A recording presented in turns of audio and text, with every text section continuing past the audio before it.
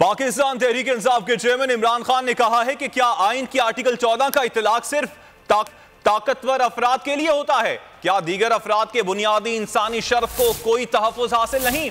Senator आजम सवाती को बरहना करके तशद्दुद का निशाना बनाया गया। उन्होंने काबिल जवाज नाराजगी का इजहार किया तो उन्हें जेल में डाल दिया गया।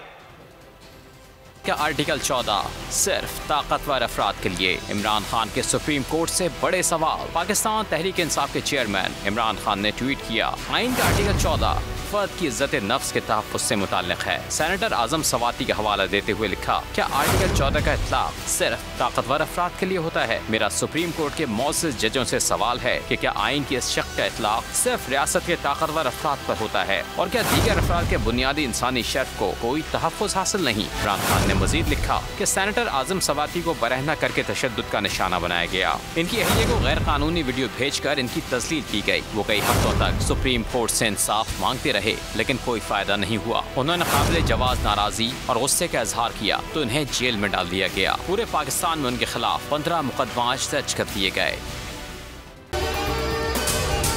अगर आपको ये वीडियो पसंद आई तो हमारे चैनल को सब्सक्राइब करें और बेल आइकन पर क्लिक करें।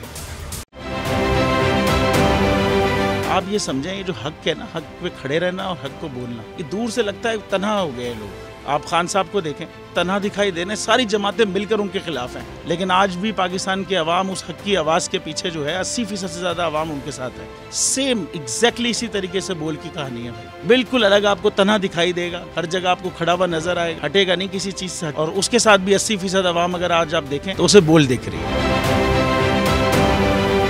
जाली केस है ना, ये हम पे उस वक्त बनाए गए थे जब हुकूमत यही थी, इन्हीं लोगों की हुकूमत थी ना। और ये जाली केस, इनको मैं नहीं कह रहा इस केस को जाली केस, इनको पाकिस्तान में क्या पूरी दुनिया में एक ऐसा शिकायत कुंदा नहीं मिला, एक ऐसा कंप्लेनेंट नहीं मिला जिसने ये कहा हो कि हमारे साथ फ्रॉड हुआ है। तो ये खुद ही बन गए कंप्लेनेंट और ये खुद ही इन्होंने खुद ही इन्वेस्टिगेशन की, उसकी खुद ही तफ्तीश भी की, यानी कि कंप्लेनेंट भी है, इन्वेस्टिगेशन ऑफिसर भी है। और इन द एंड इन्होंने फिर उसके बावजूद ये कोर्ट में जमा कराया कि जी ये केस जाली केस था और इसमें किसी किस्म जो कुछ एग्जैक्ट कर रहा था सब लीगल। ये मेरी बात नहीं है, ये इनके इन्वेस्टिगेशन ऑफिसर की बात। सबसे ज्यादा व्यूज और सबसे ज्यादा रेटिंग के साथ बोल आज भी रहा नंबर 1 पर।